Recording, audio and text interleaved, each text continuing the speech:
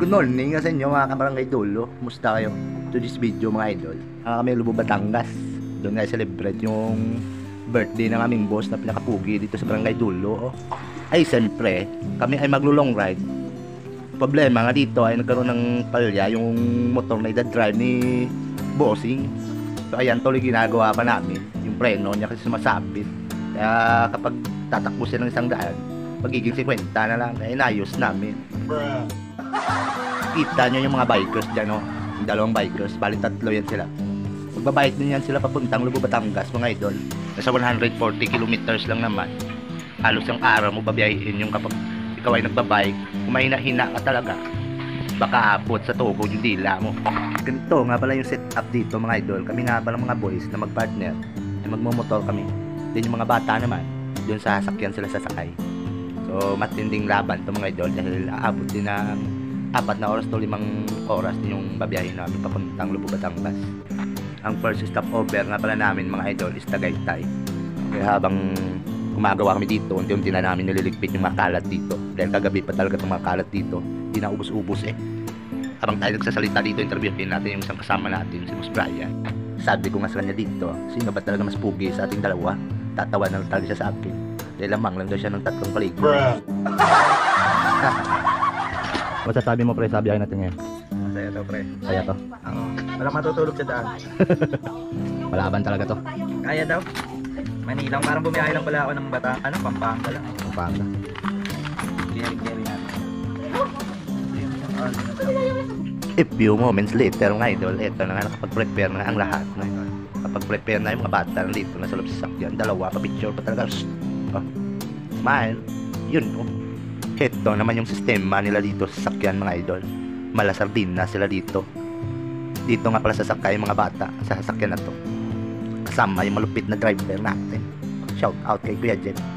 Mamaya ipapakilala ko sa inyo yung malupit namin na driver mga idol. Ay paring Jeff yung magdadrive ngayon. Good morning. Ito yung mga malulupit oh, mga bikers. Kaya talaga? Kaya? Ano Jay? Kaya? Ano ba boss? Move it? Walang book ngayon? Tumal? Tumal? Lalamog. Ito ba? Angkas to, angkas. Wala? Tumal. Oh, lalamog lang, lalamog. Wala ngayon, walang order. Parang Alvin yun. Okay, Kuya Bray. Mio, 150. 200. At yun na nga mga idol, no? Nakapag-prepare na nga lahat. So ready to long ride na. So siyempre bago mag long ride, ito nga pala yung motor ko na S125, no? So nakapag-prepare na ang lahat. So picture muna bago umalis mga idol. So parang Alvin, ayan si parang Alvin. Pasok Kuya Bray, let's go. Si Boss Romel, saka si Ate Che. Then kami ng partner ko. Let's go. May gitara 7 na kami nakaalis dito sa may subdivision mga idol papunta sa Tagaytay. So siyempre first stop over namin is Tagaytay mga idol. So kailangan muna namin magpagasolina, baka hindi kami abot sa Tagaytay. Siyempre kung masaya kaming umalis, mas masaya yung kapitbahay namin kasi wala nang maingay silang naririnig tuwing gabi. Ilang araw din sila patahimikin ng taga-barangay Dulo. Dahil mabait yung mga taga-barangay Dulo, naintindihan naman namin yung hinanaing ng damdamin ng mga kapitbahay namin. Kaya bibigay kami ng bakasyon sa sarili namin para mabigyan ng kapayapaan yung pagtulog ng kapitbahay namin. At dito na nga kami sa gasoline station. Hindi nga din pala ako nagpapagas dito dahil halos full tank pa pala tong gasolina ko. Sakto itong mamaya pangalawang stopover, doon na ako magpagasolina. Paglagpas siguro ng Tagaytay. So ito na nga mga idol, pagkatapos namin magpagas, ito na yung simula ng aming long ride. Dito nga pala kami dumaan sa may Sabang papuntang 13 Martires. Then tagos nito is Tagaytay. So pagdating pa doon sa may 13 mga idol, kaliwa sa pagkanan sa papuntang Tagaytay, nagkaligaw-ligaw pa doon. Medyo nagka-stop over kami doon. O kaya pinutol ko yung video, medyo mahaba kasi. So ito na yung paakyat papuntang Tagaytay na to mga idol. Diretso na to. Laban to. Yung akin pa naman is first time ko itong bumiyahe ng ganitong ka long distance talaga. Talagang mangingibago talaga ako dito. Kaya nga ngayon halos isang linggo ako ngayon na tinamaan ng trangkaso mga idol. Habang nag-i-edit nga ako ngayon, tatrangkaso pa ako. Grabe ba? Hindi kalaban lang namin dito mga idol sa ganitong long ride, lalo na kapag nagmamotor ka. Kalaban mo lang talaga dito is yung init ng araw, tapos biglang ulanin. Sigurado talaga may paglalagyan ka. Lulubog ka talaga sa kama ng halos isang buwan.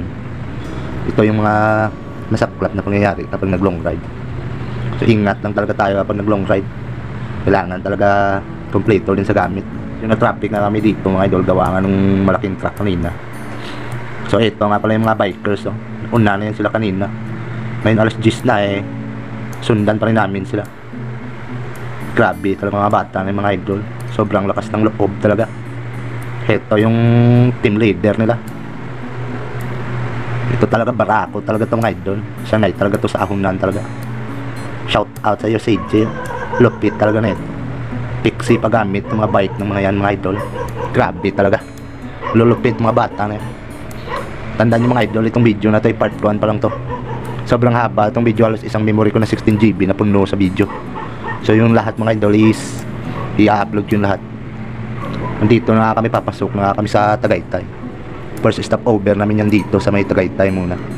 Kasi wala pa kaming halos almusal kanina umaga, nagkape lang kami bago umalis. Kaya na medyo nagutom na ang lahat. Medyo malamig na talaga yung hangin dito pagtungtong mo dito sa area to. Hindi ko alam kung anong area to dito. Basta alam ko lang pasada to. Yung daanan ng mga motor. Still lang talaga. Ito yung palatandaan ko na dito, yung Chinese temple na to. Temple na Chinese. So, ginagawang bahay na yan. Pag yan nakita ko is, it means malapit na kami sa Tagaytay. Yun yung palatandaan ko dyan. Ito unti kasi ang ginagawa mga idol. Malapit na rin matapos yan. Pag natapos yan, di ka rin makapasok yan. Bahala ka sa buhay mo kung papasok ka dyan. Basta ako nadaan na ako dyan. Ingat din, ride safe lang sa lahat mga idol. Lalo na sa mga dumadaan dito sa papuntang Tagaytay na to. Grabe talaga. Yung experience ko talaga dito. Talagang sulit talaga. Wala akong masabi ba. Muna kami dito sa may Tagaytay. Stop over muna. Tara. Starbucks. Ano? Tali. First stop over. Yung bram-bram ko.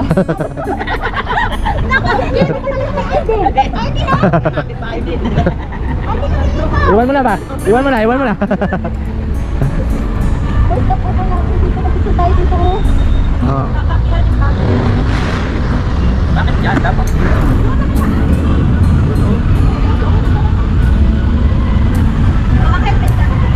Tayo sa ano? Sa kalahati. 1/4 pa lang. 1/4 pa lang. Masarap makapabot ako nakapagpalit na dito. Bigla nga kami napalingon-lingon dito kasi meron kaming hinahanap talaga. Hinahanap ko kasi yung pinsan ko na Kano. Tagal na kaming hindi nagkita. Pagsabi kasi sa akin, madalas daw siya dito sa Tagaytay dahil sobrang napakaganda kasi ng view dito. Lalo na dito sa may ano na to, tinayuan ko. Ay, tanaw mo talaga yung Taal. Pagkatapos sa gulat ako, tinuro ako ng isang babae na yan. Sabi sa akin, so very handsome. Talaga na nga ay nagpapasalamat. Sa katagal-tagal ng panahon ay ngayon lang ako pinagsabihan. So very nice view. Wala talagang naintindihan sa kanila. Bahala sila dun. Babalik na nga ako dito sa pwesto namin. Pahamak patuloy yung English ko. Ano masasabi niyo sa biyahe? Wala. Isa ulit. Tulog. Tulog. Ikaw Tan, masasabi mo Tan? Tulog? Takot. Tulog ba? Tulog. Meron lang talaga akong hindi naintindihan dito sa Starbucks mga idol. Wala kasi ito sa bundok eh. Akala ko yung kape nila dito ay mainit. Malamig pala. Alam ko na kape mga idol, kopi ko blanca, creamy white, original, barako at iba pa. Ay basta, kakaiba talaga tong Starbucks eh. Ngayon ko lang talaga natikman. Bigla na nga dumating yung mga nagbabike mga idol. So sakto din to pagdating din nila, saka din kami aalis. Parang nagtitrip lang talaga kami mga idol. Kaya ba? Kaya ba? Malaban talaga kayo, malayo pa, may 2 oras pa. 2 oras pa talaga. So ulihan to palagi kanina eh. Tomboy. At kung natapos mo itong video hanggang dito sa dulo, maraming salamat. Kita natin dun sa part 2.